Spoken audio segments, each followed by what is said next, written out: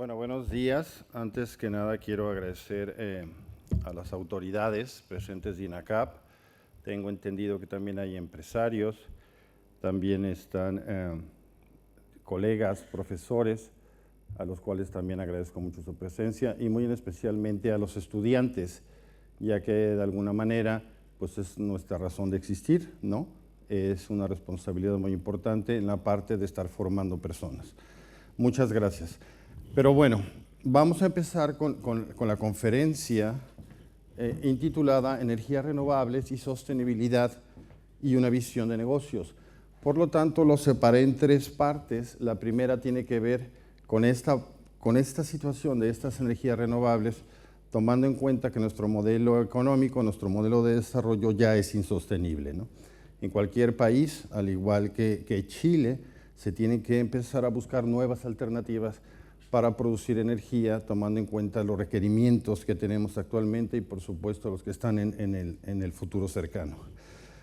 Pero bueno, primero vamos a ver un poco lo que sucede a nivel internacional a partir de los reportes de la Agencia Internacional de Energía, en donde habla acerca de la competitividad en este tipo de energías o tecnologías renovables. Es decir, pues todo esto está asociado a cuánto nos cuesta producir un kilowatt hora y está asociado a centavos de Estados Unidos. Entonces, como aquí podemos ver, no necesariamente la opción que se viene manejando como la más viable, la fotovoltaica, que básicamente capta los luxes, los lúmenes del sol, significa que es la más barata. O lo que intento explicar es que a veces necesitamos nosotros invertir un mayor esfuerzo. Por lo tanto, no hay una solución única, es decir, dependiendo de la zona, pues va a haber mayor o menor insolación, mayor o menor cantidad de viento, puede ser o no zona costera, y por eso hay todo este tipo de opciones. Entonces, para continuar, bueno, vamos a ver que de toda la energía que nosotros estamos consumiendo a nivel internacional, pues por lo menos un 80.6%, datos del 2011-2013, 12, perdón, es el 80%, pues sigue siendo a partir de fuentes de quemar combustibles fósiles, que bien pueden ser carbón, también combustibles fósiles. Y solo un 16.7% es aquella energía que se está generando a partir de fuentes renovables. Y si quitamos la parte de hidro, es decir, la parte de presas, entonces solo estamos hablando de un 8.2%. Por lo tanto, hay mucha oportunidad para poder capacitarse y poder desarrollar esta tecnología. Ahora bien, si nos vamos a una situación global, vemos que para el 2010 el 16%, que es toda la parte que está en rojo, es lo que se produce del 100% de la energía que se requiere, y solo un 32% sería para un futuro cercano. Es decir, estamos en el 2014 al 2030, se quiere llevar con todo lo que significa a un 32%. En el caso de América Latina es de un 33% actual a un 46%, y en el caso de México solo un 10% de la energía que se está produciendo proviene de renovables. Si nos vamos ya más específico y ya utilizamos unidades de gigawatts hora producidos, pues hay países que van a la vanguardia, en la cual generan un 17.8%, en este caso de China, y Chile se encuentra como el 9º, 10º país, el cual tiene una buena aportación en este sentido. Si lo vemos ya a nivel total, entonces, pues sí, evidentemente, pues hay quien va a la vanguardia, ¿no? En este caso es Brasil, ya intentaremos explicar qué tipo de tecnología renovable y los demás países. Entonces, en el caso de esta producción de energía, el 79.9% es a partir de fósiles y también se incluye la energía nuclear. La verdad de las cosas, la parte de la energía nuclear ha sido muy satanizada a partir de accidentes que han ocurrido en diferentes partes, en Pensilvania, lo de Chernobyl, también lo que sucedió en Japón, y hay alguien que dice, bueno, ¿por qué no apostamos a esta energía nuclear? Porque en primer lugar no genera gases de efecto invernadero, entonces pues no estaría asociada a una problemática como cambio climático. El problema de irnos hacia la energía nuclear pues es propiamente los residuos, ¿no? Que tienen que ser tratados de una forma muy particular, lo cual hacen que no sea la mejor opción. En el caso de Chile no hay producción de energía a partir de nuclear, en el caso de México solo es el 2%, pero hay países, por ejemplo, Francia, que el 70% de lo que ellos están produciendo es a partir de nuclear. Y en el caso de las energías renovables, pues vuelve a ser un 20.3%, hablando ya de producción, y solo el 5% son de los que se llaman las nuevas energías, es decir, quitar la parte de presas, la hidro. La estructura pues es muy similar a la anterior, el 91.2% y un 5.5% de estas nuevas tecnologías. Y la capacidad que se tiene instalada actualmente pues está sostenida principalmente en combustibles fósiles. El problema de los combustibles fósiles, carbón, gas natural, petróleo, es que es un recurso no renovable. Es decir, de alguna manera se va a acabar. Eventualmente se va a acabar, entonces por eso son estos nuevos desarrollos. Los líderes mundiales en utilización y refinación de petróleo, hablemos por ejemplo de British Petroleum, están comprando todos estos pequeños desarrollos, estas pequeñas empresas que están haciendo innovación y tecnología e investigación para desarrollar estas energías renovables. Entonces, ¿qué es lo que intento explicar? Que incluso las petroleras más importantes tienen muy claro que es el camino a seguir. En el caso de México, la gasolinería más grande que tenemos, no me acuerdo cómo se dice aquí, pero bueno, es quien surte gasolina, la más grande, se llama Cantarell. Entonces la producción de Cantarell pues va disminuyendo, esto no va bien, va disminuyendo las reservas que tienen. Y en contraparte pues vamos teniendo mayores necesidades de utilización de energía. Por lo tanto, nuestro país, que es un país petrolero, ya se encuentra ya en una situación de crisis. Es decir, en México, al igual que en Chile, más nos vale empezar a cambiar esta forma de generar energía. Entonces, bueno, aquí voy a poner unos cuantos mapas en los cuales parten a partir de los mapas solares a nivel mundial, y aquí podemos observar si es que es más a color rojo es mejor cantidad de insolación, qué países como Chile o como México tienen una alta insolación, porque hay que recordar que del sol nos aportan dos tipos de energía, una es en forma de luz y otra en forma de calor. Entonces, en este caso, se tiene que generar mapas solares a partir de insolación en watts por metros cuadrados, y también se tiene que ver cuánto es el calor que se puede aprovechar.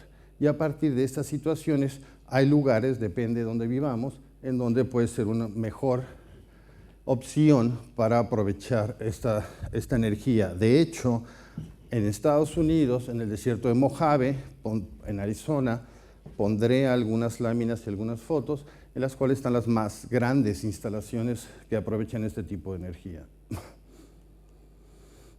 En el caso de hidroeléctricas en México, pues al igual que en Chile, pues tenemos zonas en donde tenemos grandes avenidas de lluvias, ¿no? Entonces, de alguna manera pueden represarse y aprovecharse para poder generar electricidad. Hay muchos que están ya funcionando y muchas más que están en proyecto. La verdad de las cosas, es una de las energías que más han desarrollado, renovables. Este viene siendo un mapa de vientos del país México, en donde, como veremos más adelante, no nada más interesa que haya mucho o poco viento, lo que interesa es la densidad del viento, al fin y al cabo es materia, porque tiene que mover estos enormes aerogeneradores, y también una velocidad constante, es decir, no interesa que nosotros pongamos un aerogenerador en donde es una zona de huracanes o tornados, porque eventualmente pues, se van a destruir. Entonces, para ubicarnos, esta parte que está aquí, que es la ideal, se llama La Ventosa, que está en Oaxaca, y es en donde, como vamos a ver más adelante, están los mayor número de concentración de parques eólicos. Y finalmente, este mapa tiene que ver con una realidad para producir energía a partir de biomasa. Y no me refiero específicamente a leña, ya veremos un poco más adelante a qué se refiere esta biomasa, pero aquí es donde nosotros tenemos una enorme cantidad que bien puede ser aprovechada, específicamente en el sur, y en el sur oeste del país. Chile es líder mundial a partir de producción de energía a partir de biomasa. Ya lo veremos un poco más adelante. Entonces, bueno, vamos a hablar un poquito más acerca de cada una de estas energías. Vamos a empezar con la energía eólica, que depende mucho de la zona, como ya dijimos. La parte esta de la Ventosa en Oaxaca, pues es una zona donde originalmente incluso se quería colocar el canal de Panamá. El canal de Panamá, bueno, nuestro presidente iluminado en turno decidió que no, entonces se fueron a Panamá, lo cual pues es un error histórico muy importante. Pero tomando en cuenta las características de esta zona, pues como les comentaba, pues tenemos que ver la densidad que tiene el viento y también la velocidad. Y así es como se empiezan a clasificarse estas zonas que son buenas, aptas o muy buenas para poder producir energía a partir del viento. Si ya nos vamos un poco más acerca de a países, pues evidentemente hay quien tiene no nada más mejores condiciones climáticas o topográficas, sino también la tecnología, porque aquí también es importante decir que no necesariamente porque hay una buena situación geográfica de velocidad del viento, si se asocia a una mala tecnología, pues puede bajar la eficiencia del aprovechamiento. Entonces, bueno, está el caso de España, que del 100% del total de la energía que ellos requieren, pues lo están produciendo un 14%. Chile está en 0.51%. Entonces, aquí también es una área de oportunidad. Tiene que ver con una opción de negocios. Y si ya nos vamos a quién es el que produce más, pues evidentemente es Estados Unidos, China, etc. Aquí vendría siendo un mapa del país en México, en donde, como les comentaba, pues la mayor cantidad de parques eólicos que se encuentran, pues están en esta zona de la Ventosa en Oaxaca, pero también hay otras zonas, las cuales son costeras, que tienen esta densidad y velocidad del viento constante durante el año y es donde se justifican poner proyectos de inversiones millonarias. En el caso de uno en particular, que se encuentra aquí en la Ventosa, hubo una asociación de Cemex, Cementos Mexicanos, que es la segunda cementera más importante del mundo, la cual se asoció con Siemens, que son los dueños de la tecnología, es decir, los aerogeneradores, también Acciona, Siemens alemana, Acciona, que es española, para la capacitación y mantenimiento e instalación de estos aerogeneradores, y ellos están generando lo que estén generando. Y de eso que están generando se justifica la utilización de estas plantas cementeras en el país, y la institución que yo represento, el TEC de Monterrey, tiene 10 campus. Y en el caso del nuestro, el 75% de la energía que utilizamos en nuestro campus proviene de energías verdes, ¿vale? Entonces es algo que se puede hacer alguna asociación. Es decir, si aquí en Chillán no se tienen las condiciones para poner aerogeneradores, eso no significa que no se pueda invertir en un lugar donde se van a colocar, porque es el ideal, pero tomar esa energía. Lo único que nos cobra la Comisión Federal de Electricidad, que es el ente gubernamental que regula la distribución de la energía en nuestro país, es el transporte desde la Ventosa a Oaxaca hasta donde está el campus Estado de México, que es otro estado, ¿vale? Hay diferentes tecnologías, evidentemente no necesariamente porque vayamos a más grande significa mayor producción, pero sí hay una relación que puede calcularse, evidentemente bajo un análisis de ingeniería, dependiendo también de la velocidad del viento, su densidad, etc. Entonces, bueno, para todos ustedes, al igual que para mí, pues ya es muy obvio el empezar a ver este tipo de paisajes en donde se encuentran estos aerogeneradores. Y también generan un impacto, es decir, para poder instalar un parque eólico, pues hay que hacer una evaluación de impacto ambiental, y uno de esos impactos es visual. ¿Por qué? Porque estamos cambiando cómo se ve todo este paisaje y estamos poniendo cosas que están girando. Dependiendo de la cercanía, que en general nunca están cerca estos equipos de zonas urbanas, pues puede haber otro impacto por el ruido. Y uno de los mayores impactos que se generan, el más significativo, negativo, puede ser el choque de aves con estos monstruos. porque hay que considerar que tienen 40 metros de diámetro y 40 metros de alto, ¿no? Como una medida media. Entonces, evidentemente, las aves, como también ya lo sabemos, aprovechan estas corrientes de viento para desplazarse. Entonces, donde están estos monstruos, pues también es común que haya rutas migratorias de aves. Por lo tanto, para batir ese impacto negativo más significativo de esta instalación, se tienen que considerar rutas para dejar pasillos para que puedan irse las aves, aunque eso signifique no aprovecharlo en nuestra tecnología. Porque si no se hace así y se colocan de una manera muy lineal, entonces puede llegar a haber esta afectación y se para el proyecto. Hay que recordar que la evaluación de impacto ambiental es deseable que se haga antes de que se instale ninguno de estos. Algo que yo estudié en España tiene que ver con esta evaluación, pero ya de un orden superior. ¿Qué quiere decir? Que la evaluación de impacto ambiental es de un parque eólico, es un proyecto. Entonces la ley en Chile y en México exige que se haga la evaluación de impacto ambiental. La evaluación ambiental estratégica no es de un proyecto, es a nivel de políticas, planes y programas. Por lo tanto, son múltiples parques. Ya hablamos de una zona geográfica muy grande donde no se ha puesto nada, se hace una evaluación a ese nivel y entonces sí se dice qué es lo que debe colocarse. Solo esto ocurre en Europa, pero es algo a lo que iremos como países. Entonces, bueno, hay algunas otras imágenes. Bueno, primero, el incremento en la instalación de esta tecnología, pues evidentemente es a más. En el caso de México, aunque también es cierto que ya el desarrollo de nuevos parques ya no es algo que vaya ascendente, la suma de todas estas aerogeneradores pues siempre ha ido a más. Y también se generan empleos, por supuesto se generan negocios a partir de la instalación de estos equipos. ¿Por qué?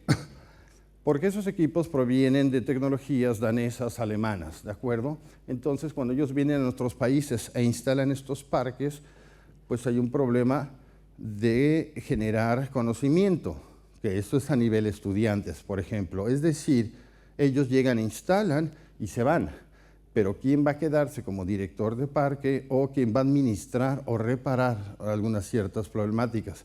Entonces, por eso hay que formar expertos, ¿de acuerdo? Y entonces aquí es la parte importante de nuestra actividad, el vincularnos con estas empresas que tienen la tecnología para desarrollar nuestros directores de parques u operarios. En el caso de la energía solar, bueno, pues hay diferentes países que tienen una mayor producción en porcentaje del total que requieren.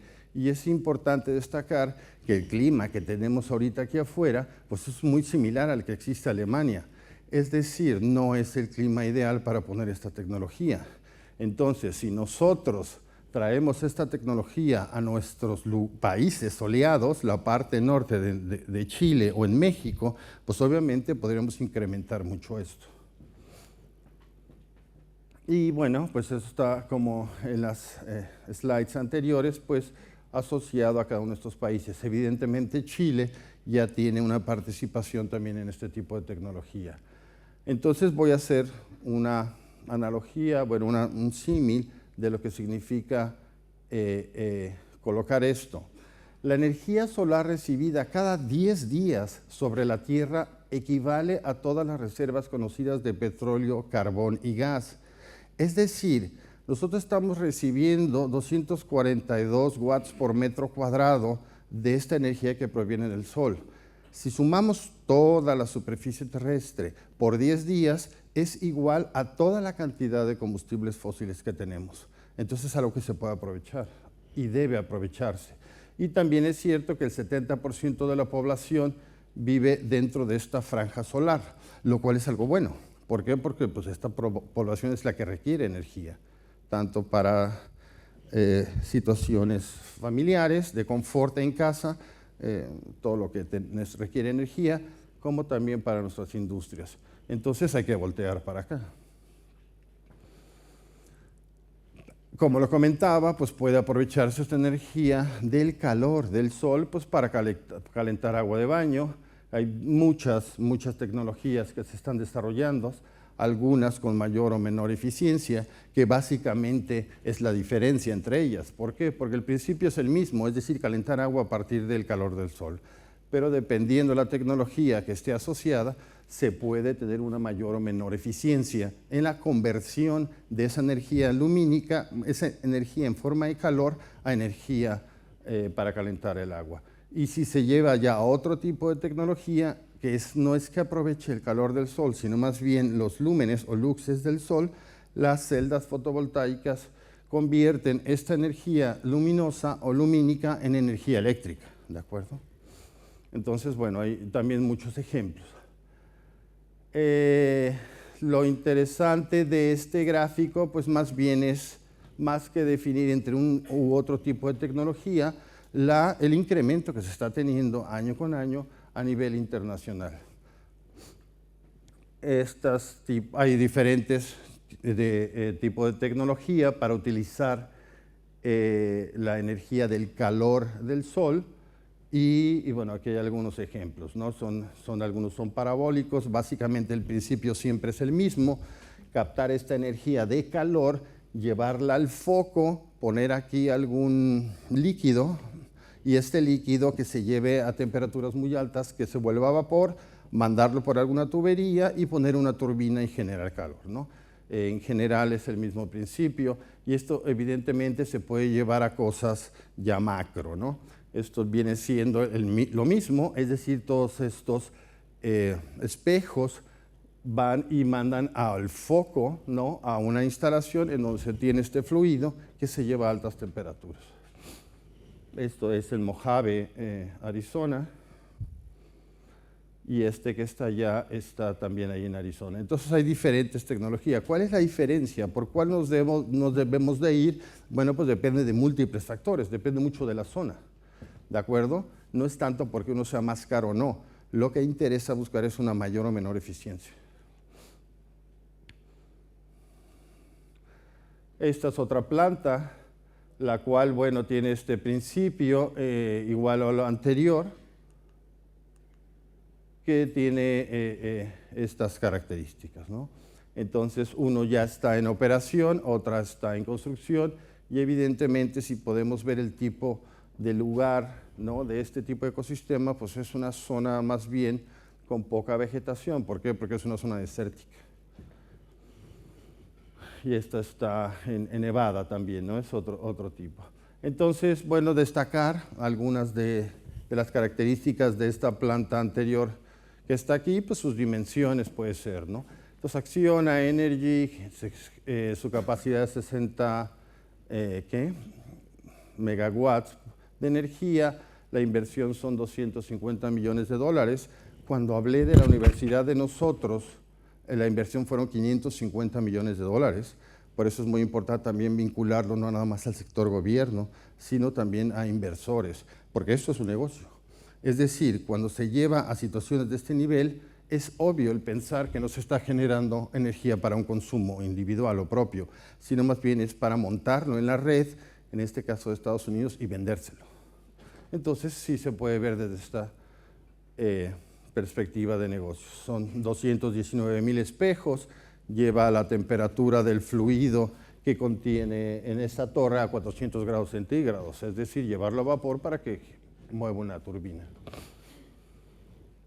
En el caso de México, ¿qué tanto territorio nosotros deberíamos de invertir para poder obtener toda esta energía a partir del sol? Pues son nada más como 4.225 kilómetros cuadrados. Esto que está aquí es la parte, bueno, es todo el país, y la parte norte, en donde podemos ver, aquí colinda con Estados Unidos, que es una pequeña parte de esta zona desértica en la cual se podían poner instalaciones para garantizar así poder obtener toda la energía a partir del sol. Entonces, evidentemente se tiene el recurso, hay que poner inversiones, ¿no? Entonces, bueno, algo que destacar aquí, adicional, no lo creo. Entonces, la radiación solar en México es una de las más altas en el mundo, ¿de acuerdo? Por estas zonas desérticas. Y a partir de estas mediciones en watts por metro cuadrado de energía que está llegando a partir del Sol, pues se empiezan a hacer estos mapas solares a nivel mundial. Entonces, bueno, evidentemente si se va a una situación más oscura, es una situación mejor, ¿vale? Entonces, México, Chile, tenemos una gran irradiación a nivel anual. Sí, y es importante hablar de otra cosa. ¿Qué pasa con Europa? Si nosotros pudiéramos tirar una línea recta, por ejemplo, de Barcelona, que es la parte más sur de la Europa desarrollada, hacia América, estaría a la altura de Nueva York. ¿Qué quiere decir? Que efectivamente esta parte de la Europa desarrollada está a una latitud y longitud muy alta. Nosotros no, pero tampoco es que sea el Ecuador. Energías hidroeléctricas. Entonces, también en México tenemos ya muy desarrollado, igual que todos los países, esta energía para producir electricidad. Es el mismo principio, es decir, es un fluido que es el agua que se almacena en estas represas, pasa por tuberías y llega eventualmente a girar unos reactores y se produce energía. Entonces esa es la presa más grande en México, nada más un poco saber cómo se llama, Chicoacén, que está en Chiapas, y otra es el Infiernillo en Michoacán. Esa sería la número 2. Pero si nos vamos a la más grande a nivel internacional, pues vendría siendo un monstruo de estas características. Esta es la presa de las Tres Gargantas en China. Entonces hay mucho potencial.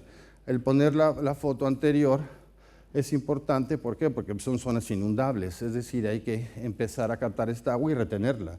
Entonces, en el caso de las Tres Gargantas, pues han de haber movido no menos de unas 5 millones de personas.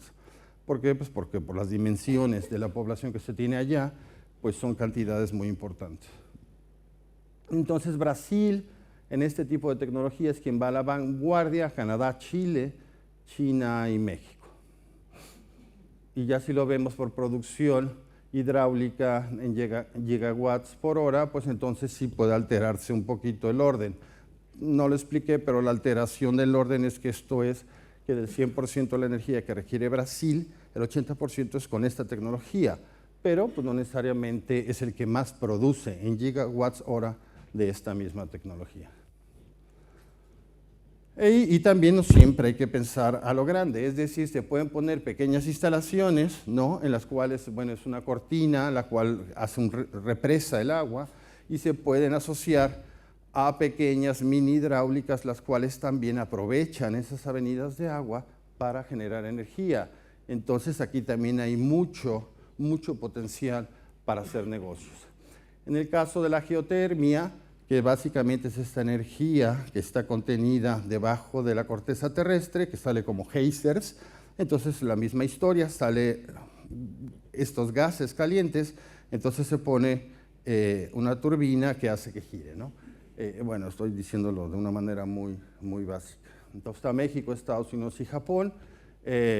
Aquí vuelve a ser el porcentaje, solo el 2.2% de lo que requiere o produce México viene de energía geotérmica, lo cual es muy importante. Y ya si nos vamos a cantidad de gigawatts hora producidos, pues Estados Unidos, México, Japón y China. México es el tercer lugar mundial en producción en gigawatts hora a partir de esta tecnología, y evidentemente asociado a que estamos en la placa de Cocos, es decir, estos movimientos terremotos que tanto los chilenos como los mexicanos tenemos muy claro qué es, pues es por este movimiento de placas tectónicas. Entonces hay estas fallas que ocurren entre ellas y hay afloramientos de energía en forma de calor. Entonces, como pueden ver aquí en México, pues evidente mucho de su territorio tiene potencial de poder instalarse y aprovecharse esta tecnología. Ya como lo dijimos, es el tercer mundial en México, y actualmente la capacidad que se tiene es de 953 megawatts de energía, y se pueden llegar a 1100 veces más, ¿de acuerdo? Entonces, ¿qué quiere decir? Que es una energía que está ahí, que se puede aprovechar. En el caso de Chile, pues evidentemente es lo mismo. Y la parte de biomasa, está Chile, Brasil, Alemania, los que sean, y se tiene también diferentes producción de gigawatts hora, ¿no? Aquí es importante destacar el caso de Chile, ¿de acuerdo? Es decir, si nos hemos dado cuenta, son 10, 11 países los que aparecen como punteros a nivel internacional, según la Agencia de Energía Mundial, y Chile aparece en varios de estas medidas asociadas a tecnologías. Por lo tanto, hay mucho potencial. Por lo tanto, el capacitarse en este tipo de energías es la actividad del presente para el desarrollo profesional futuro. Es decir, es una buena opción. Y evidentemente, tengo muy claro que aquí están ingenieros electrónicos, eléctricos, entonces están en la carrera ideal, ¿no? Eligieron bien. Y en INACAP, ¿qué quieren que les diga?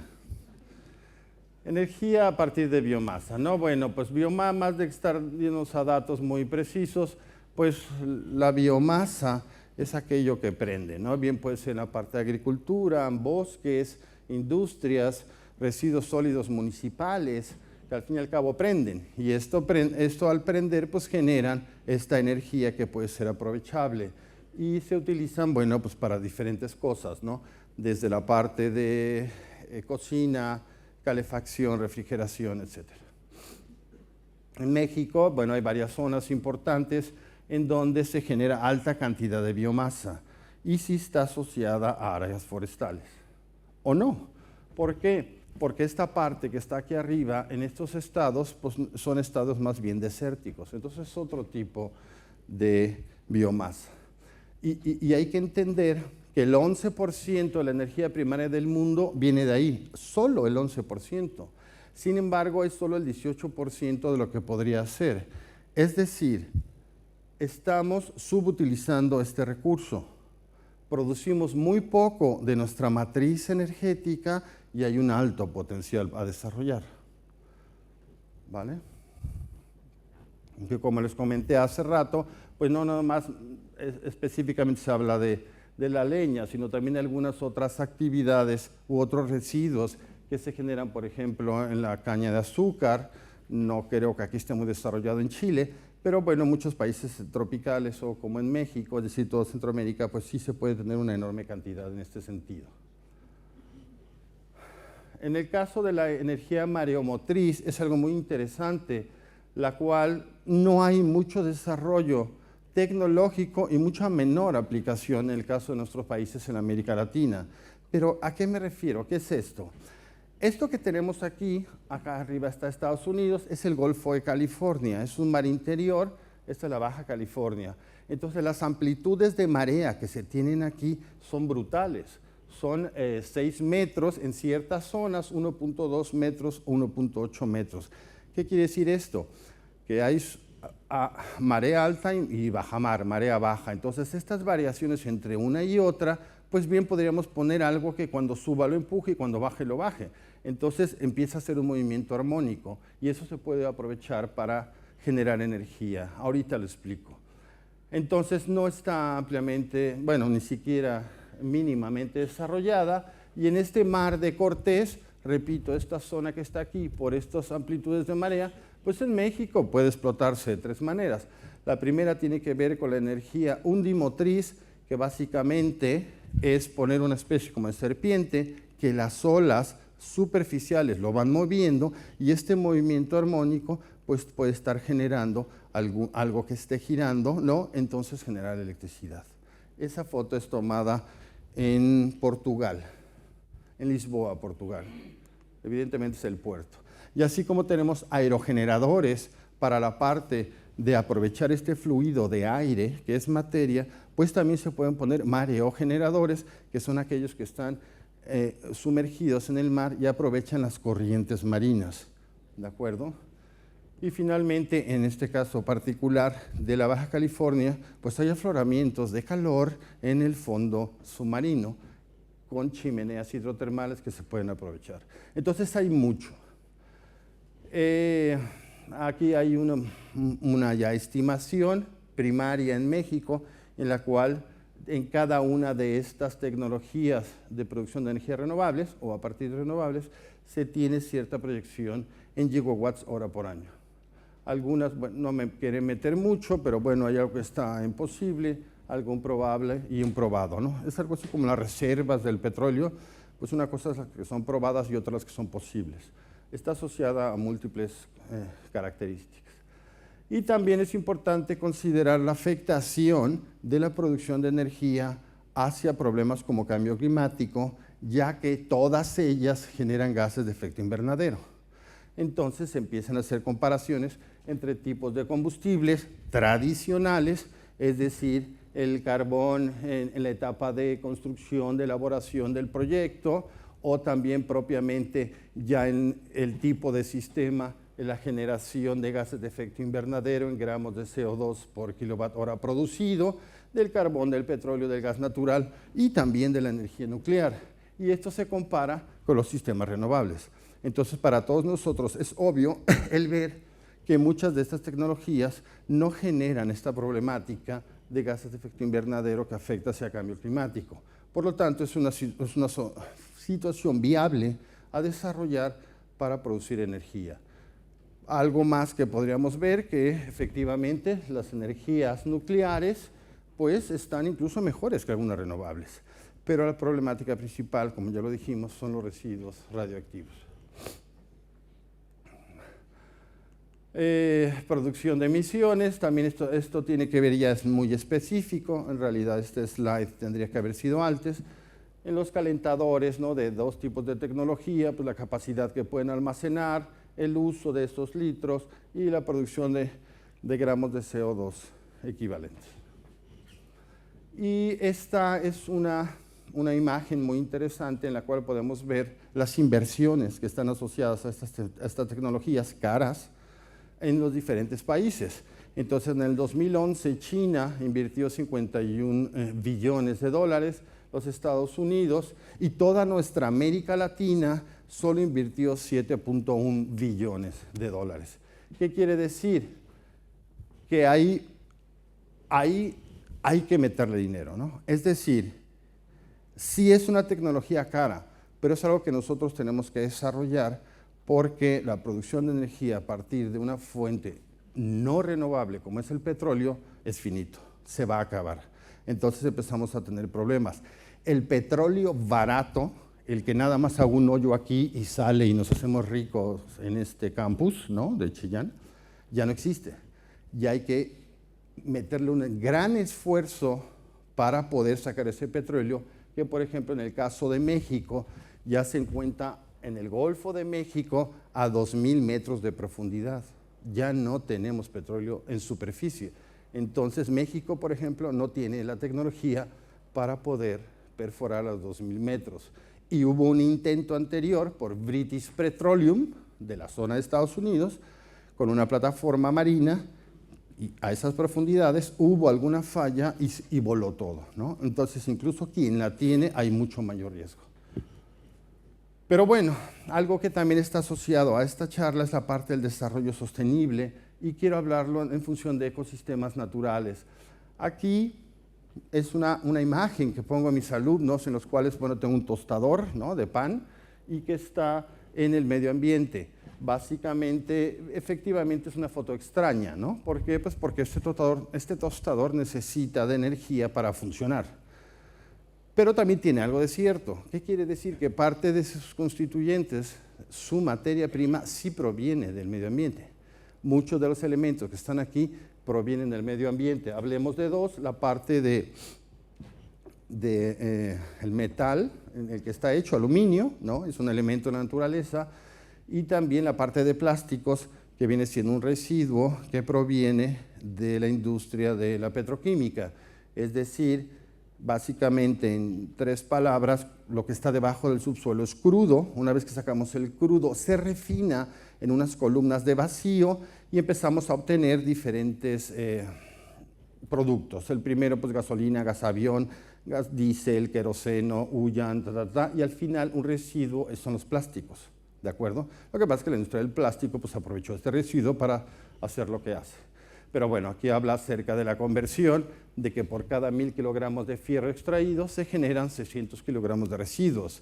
Y eso es muy importante, por ejemplo, considerarlo para el caso de Chile, ¿de acuerdo? Independientemente de lo que está respirando la gente que trabaja en estas actividades, que está asociado a la salud de las personas. Pero bueno,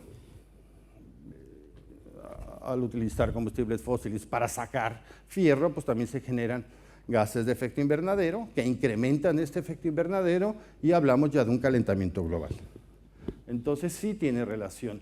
Aquí es un poco irnos para atrás y ver cómo empezó todo esto, desde hace cuánto, quiénes fueron, en dónde se hizo la parte de desarrollo sostenible.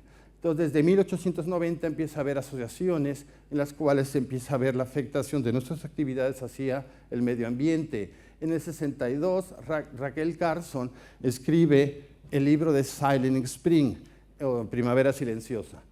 Es importante ponerlo a ella, porque más que sea un bestseller, sí es un libro que cambió el antes y el después, a partir de lo que ella puso aquí, en el pensamiento de las afectaciones de nuestras actividades al medio ambiente y nuestra salud. Básicamente habla de la producción masiva y utilización del DDT, pero los efectos que tiene. De hecho, a partir de este tipo de situaciones, el DDT está prohibido a nivel mundial. Luego hay algún tipo de conferencia, Amigos de la Tierra, que propiamente en 1969 es ya una ONG, la cual tiene que ver con asociarnos como una organización no gubernamental para hacer un grupo de presión y que se cuiden estas cuestiones. Amigos de la Tierra, el Acta Ambiental de Estados Unidos, el primer Día de la Tierra, había 203 millones en Estados Unidos, actualmente son 308 millones. La Conferencia de Naciones Unidas para el Medio Ambiente en Estocolmo, crisis del petróleo, Rowland y Molina, unos investigadores empiezan a hablar del presumible, en el 73, potencial de deterioro de la capa de ozono a partir de la utilización de los clorofluorocarbonos. Molina es nuestro premio Nobel de Química. Luego un derrame de petróleo, accidente en Chernobyl, alguna otra asociación, fuga de químicos en Bhopal, básicamente la Union Carbide, que es una empresa de los Estados Unidos, generó una nube tóxica de pesticidas, que es lo que vendían en su instalación, y mató a 10,000 personas, ¿no?, por inhalarlo. Entonces empieza a haber problemas graves, algunas reuniones para hablar de esta situación. Luego en el 85 se verifica que efectivamente se empieza a hablar de un hoyo en la capa de ozono a partir de los clorofluorocarbonos. Por lo tanto, a nuestro químico, al doctor Molina, le dieron el Nobel, y se lo dieron porque salvó la vida en este planeta. La capa de ozono nos protege de la llegada de rayos ultravioletas del sol.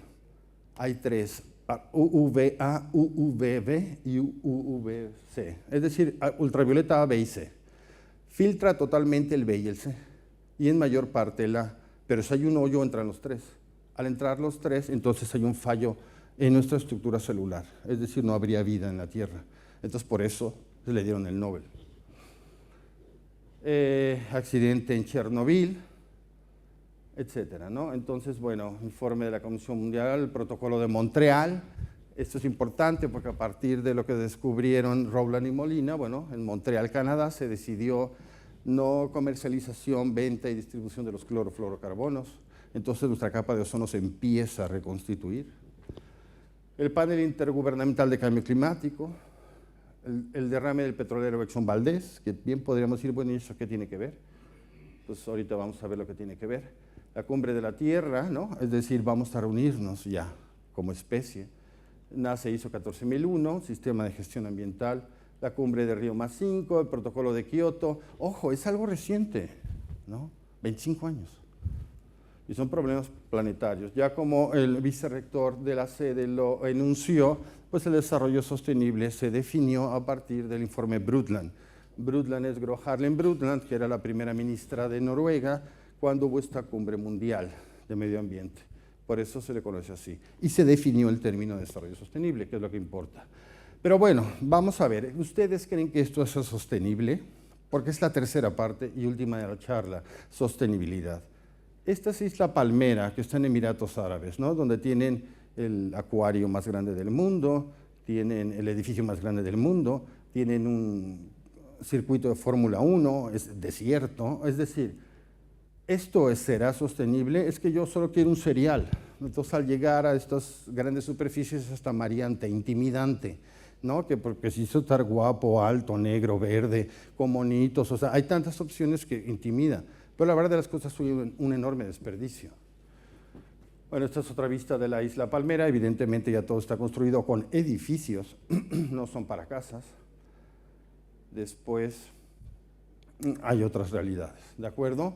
Y también, pues nuestro modelo de desarrollo siempre ha sido para llevarnos a esta situación. Entonces, evidentemente, el problema aquí es que no vayamos a tener dinero, vamos a tener mucho dinero, solo que ya no va a haber qué comprar, ¿no? De seguir con este modelo de desarrollo. Hablo un poquito del PIB aquí, que es el Producto Interno Bruto, que más que leer esto, lo que importa es destacar alguna deficiencia que tiene.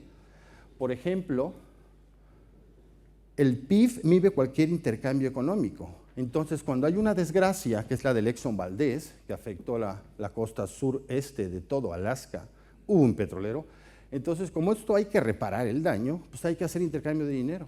Entonces sube el PIB. Es decir, en el terremoto que hubo aquí en Chile, que es algo malo, es algo no deseable, seguramente el PIB subió. ¿Por qué? Porque el gobierno y todas las personas tuvieron que meterle dinero y esfuerzos, que es el intercambio económico, para mejorar la situación que dejó el terremoto. Entonces el PIB lo detecta como algo bueno, un desastre natural. Entonces también la forma en que medimos las cosas debería de cambiar.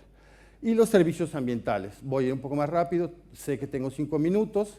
Los servicios ambientales están en un bosque, lo que queramos, pues mantienen la calidad de los gases a nivel atmosférico, mejoran la calidad de vida o del agua, los ciclos, controla de ciclos hidrológicos, de inundaciones, sequías, protege de zonas costeras para avenidas de huracanes, tornados, genera y conserva suelos fértiles. Son los servicios que nos da la naturaleza. Control de parásitos en cultivos, poliniza muchos cultivos, es decir, también hay insectos. Entonces, todo esto son servicios que se tienen que valorar. Pero si no lo hacemos, entonces podemos llegar a una situación de depredación e incluso de extinción de este tipo de ecosistemas. Entonces, si hablamos de un bosque, nos da mucho, incluso hasta para socializar entre nosotros, cuando vamos a la playa, al bosque, a la montaña, a esquiar, como que también bajamos un poco ese estrés. En la ciudad de donde yo vengo hay 24 millones de habitantes en un radio de 50 kilómetros. Es decir, de lado a lado hay 50 kilómetros, 24 millones de habitantes. Pues nos vamos a matar unos a otros. Pero bueno, alguien podría decir, pues sí, cierto, hay zonas muy importantes que tenemos, ¿podríamos conservarlas y para siempre? La verdad es que sí se puede. Y ojo, porque con esto termino, tiene que ver con servidumbre ecológica. La servidumbre ecológica básicamente es que ese es un acuerdo legal. De repente mi padre me heredó una zona donde hay bosque o hay no sé qué, o zona de playa, entonces de repente yo lo quiero donar, quiero que siempre sea bosque. Entonces, para hacerlo eso, y que no nada más sea un buen deseo, establezco una servidumbre ecológica. Es decir, me traigo un notario y firmo que dono parte de mi propiedad para que sea bosque siempre. Y así para que mañana, cuando me levante de leñador, ¿no?, y quiera cortarlo, no lo pueda hacer. Es de alguna manera blindar para siempre este tipo de situaciones. Y digo el para siempre porque se pueden manejar varios periodos de tiempo, es para 10 años, 20 años o a perpetuidad. Se puede hacer. Entonces, esto es lo que se está haciendo actualmente a partir de una situación legal que viene de la época romana, es decir, todos nuestros códigos civiles vienen a partir de ahí, hacerlo legalmente. Se blinda. Algunos ejemplos que se pueden hablar de esto y garantizar así la permanencia de los servicios ambientales, pues viene a ser, por ejemplo, el agua que se requiere para la ciudad de Nueva York. Todas las zonas de escurrimientos hacia Nueva York, pues están haciendo servidumbres ecológicas para que la gente que es dueña de esa propiedad cuide el recurso y llegue el agua a Nueva York. Pero hay que pagarles, porque además se cobra, ¿no? Entonces, bueno, en el caso de Nueva York hay un acta oficial. También se hace en Colombia, en Ecuador, y también puede llevarse a nivel de lugares tan importantes como la Isla de Pascua, que eso ya tiene otra categoría de protección. reserva de la biosfera, reserva especial de la biosfera, patrimonio de la humanidad, etc. Entonces, bueno, estos son ejemplos. En México, un estudiante del TEC de Monterrey, al cual yo le di clases, pasó lo que comenté hace rato, su padre le dona un predio y es uno de los últimos reductos de rainforest, de bosque de niebla que hay en México, en Veracruz. Entonces él estableció por primera vez servidumbre ecológica y así garantizar que siempre sea bosque. Bueno, la última parte, son 4 slides, tiene que ver con dinero. Es decir, nosotros a veces por nuestra formación vamos, lo comentábamos con el vicerrector, ahora antes de entrar aquí a la conferencia, pues tenemos una formación muy técnica, muy hacia el número, y lo cual es muy bueno, ¿eh? Estamos muy hacia el número, es que tiene que ser preciso, ¿no? Se me cae el edificio, ¿no? O baja la eficiencia. Pero también es importante considerar la parte de los dineros. Por lo tanto, esto se llama las factibilidades de que el proyecto que queremos desarrollar se logre.